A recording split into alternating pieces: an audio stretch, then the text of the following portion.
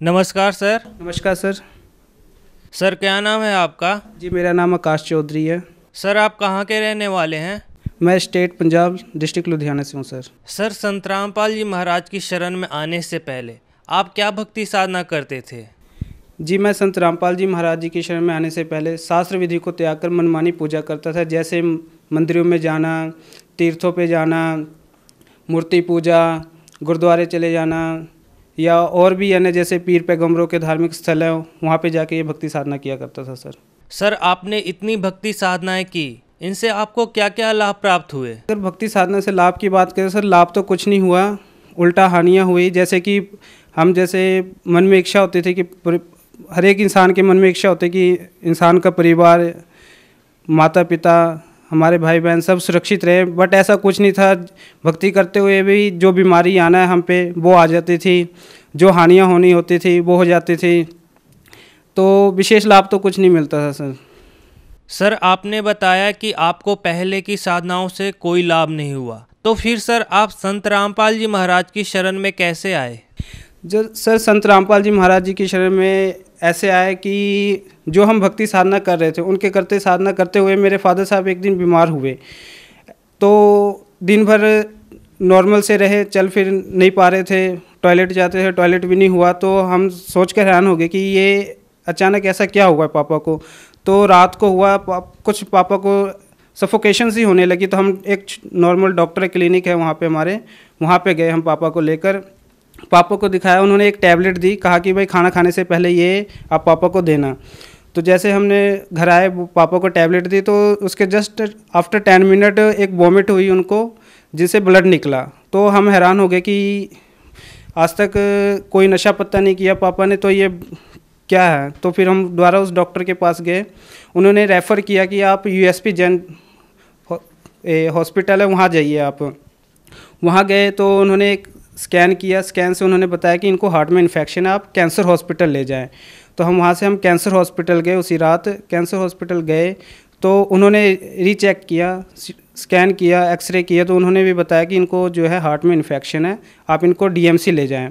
तो लुधियाना में एक डीएमसी जो है बड़ा हॉस्पिटल है और सबसे महंगा हॉस्पिटल है, और हम एक छोटे परिवार से थे, इतना पैसा भी हायर नहीं कर सकते थे, अफोर्ड कर सकते थे कि पापा का इलाज करें। फिर भी कैसे करके हम उसी रात पापा को वहाँ लेके गए डीएमसी, उन्होंने एडमिट किया। तो 3-4 दिन हुए थे। तो जैसे कि मैं गुरुद्वारे जाया करता था, तो मैटर लिखा रखा था मैंने मोटरसाइकिल पे वाहेगुरु। तो जिस कंपनी में काम करता था वहाँ एक संत रामपाल जी महाराज जी के भक्त हैं, उनका नाम अनुराग दास है। उन्होंने वो वाहेगुरु देखा तो वो उन्होंने मुझे समझाया कि ये वाहेगुरु क्या है। मैं कहा ये परमात्मा का जाप है, इससे परमात्मा की प्राप्ति होती है। तो उन्होंने कहा कि नहीं, ये परमात्मा का जाप नहीं, परमात्मा का जाप है जो सच्चा नाम है, जो गुरु नानक देव जी को वही नदी पे जो 3 दिन सचखंड रह कर आए, जिंदा आत्मा के रूप में कबीर परमात्मा वही नदी पर उनको मिले, और 3 दिन सचखंड रह कर आए। जो वहाँ पे उन्होंने परमात्मा का स्वरूप देखा, तो उस स्वरूप को देखकर उन्होंने वाहेगुरु का उच्चारण किया। तो ये वाहेगुरु वहाँ का उच्चारण है, और वहाँ पर उन्होंने कबीर साहब ने कहा था कि मैं काशी में आया हुआ हूँ और सतनाम तुम्हें वहाँ पे मिलूँगा, और वो सतनाम जो है 2 अक्षर का है। तो भगत जी ने बताया कि उस 2 अक्षर के बिना हमारी मुक्ति नहीं हो सकती। तो मन में एक झटका सा लगा कि भाई ये कैसे हो सकता है, आज तक तो हमें ये ज्ञान किसी ने बताया नहीं, अचानक उन्होंने बताया। तो मैंने उनसे पूछा कि ये प्रमाण कहाँ है, तो उन्होंने कहा था कि आप एक नेट पे भाई वाले वाली जन्म साखी सर्च मारो, वहाँ पे प्रमाण मिलेगा। तो मैं गूगल पे गया, सर्च मारा मैंने भाई वाले वाली जन्म साखी, तो जन्म साखी मैंने सर्च मारा, तो वहाँ पे ना संत रामपाल जी महाराज जी की फ़ोटो आई। तो जब मैंने संत रामपाल जी महाराज जी की फ़ोटो देखी, तो जैसे कि मैं सत्संग सुनता था, तो मैंने पहले भी सत्संग इनके सुने थे, बट कुछ समझ नहीं आता था, क्योंकि सिंपल वे था सत्संग, ज्ञान समझाते थे, तो ऐसा लगता था कि गुरुजी आपस में बोल रहे हैं, क्या समझा रहे हैं कुछ समझ नहीं आता था। तो फिर मैंने उनको फ़ोन किया, भाई कि आपके गुरुजी संत रामपाल जी महाराज जी हैं। उन्होंने कहा कि हाँ जी संत रामपाल जी महाराज। मैं कहा इनका तो सत्संग आता है, तो कहा कि हाँ जी आता है। तो फिर मैंने इग्नोर कर दिया, मैं कहा भगत जी आपके गुरु आपकी जगह है और मैं गुरुद्वारे जाता हूँ, फाइनल है, मैं नहीं इनको मान सकता कि कबीर परमात्मा है।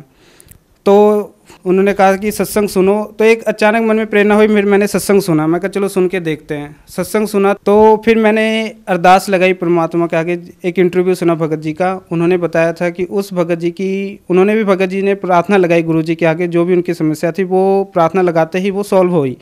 तो मैंने सोचा कि अगर इनकी समस्या सॉल्व हो सकती है तो मेरी भी हो सकती है। मैंने फिर गुरुजी के आगे अरदास लगाया कि वाकई आप कबीर परमात्मा हो, पृथ्वी पे आए हुए हो, मेरे पापा को ठीक करिए, मैं आपकी शरण में आऊँगा।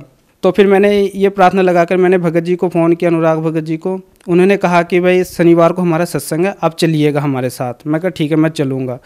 तो जैसे ही शनिवार को मैंने सत्संग के लिए ट्रेन पकड़ा भगत जी के, 5 बजे ट्रेन आती है लुधियाना हिसार पैसेंजर चलती है यहाँ से। 5 बजे जैसे ही मैंने ट्रेन में बैठा, मुझे फ़ोन आया मम्मी का कि ऐसी सी बात है, पापा को डिस्चार्ज कर दिया गया है हॉस्पिटल से, आप कहाँ हो? तो मैं कहा मैं तो गुरु जी की शरण में जा रहा हूँ, सत्संग सुनने जा रहा हूँ संत रामपाल जी महाराज जी का। तो कहा कि आप कैसे हो, आप पापा को डिस्चार्ज किया गया और आप फिर इधर जा रहे हो तो कैसे होगा, कौन लेके जाएगा? मैं कहा परमात्मा ही आप उनको घर पहुँचाएँगे, मैं तो जा रहा हूँ, मुक्ति डिस्चार्ज कराने वाले भी परमात्मा ही हैं। तो फिर हम बरवाला पहुँचे और संत रामपाल जी महाराज जी से नाम दीक्षा ली।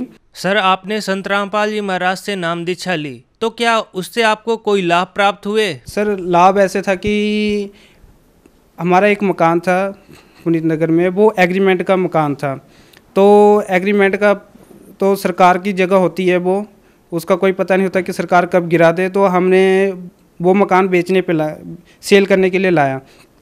सेल पे जब उसको लगाया तो वो मकान जल्दी बिक नहीं रहा था। तो हमने गुरुजी के आगे प्रार्थना लगाई, तो परमात्मा ने कहा कि दया करेंगे परमात्मा।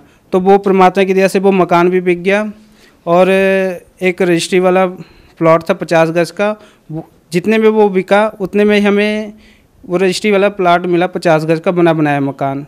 एक ये लाभ हुआ। बाकी लाभ जो भी होता है, मन में इच्छा होती है परमात्मा जी कि कुछ भी चाहिए होता है, मन में मनोकामना होती है, तो वो परमात्मा पूरी कर देते हैं।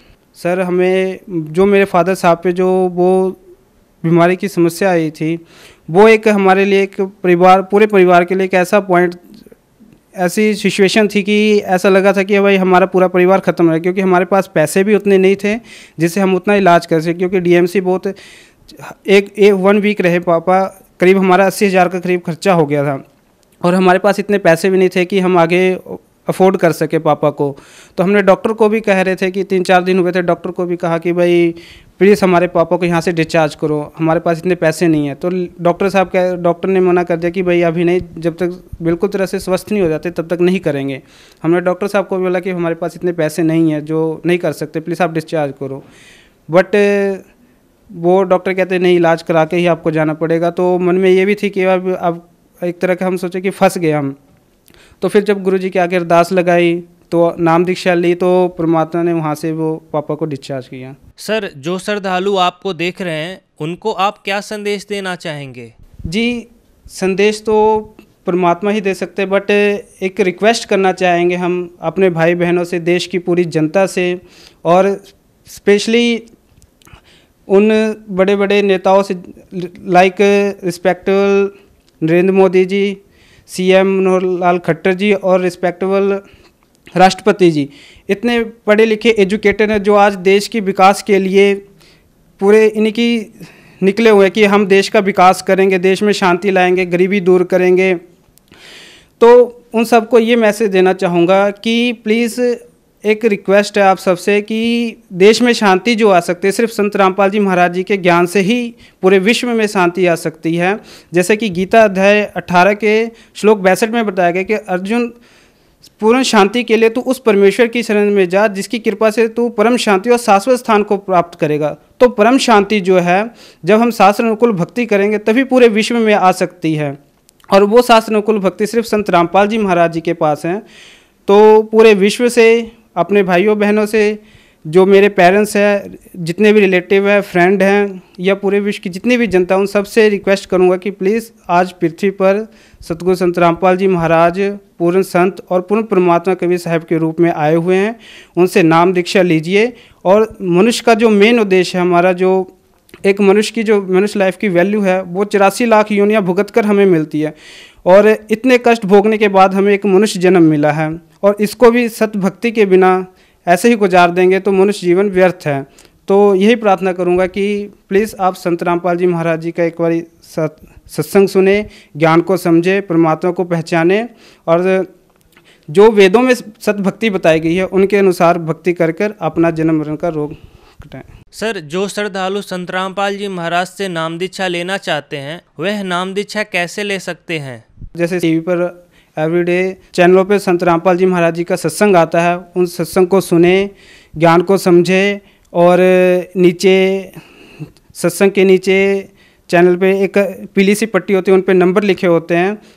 तो अगर आप नाम दीक्षा लेने के इच्छुक हैं तो उन नंबर पे कांटेक्ट करें और वो आपको गाइड करेंगे कि कहाँ से आप जिस भी स्टेट के होंगे वहाँ आपको उसी स्टेट में आपको नाम मिल जाएगा। धन्यवाद सर। जी धन्यवाद, थैंक यू सर।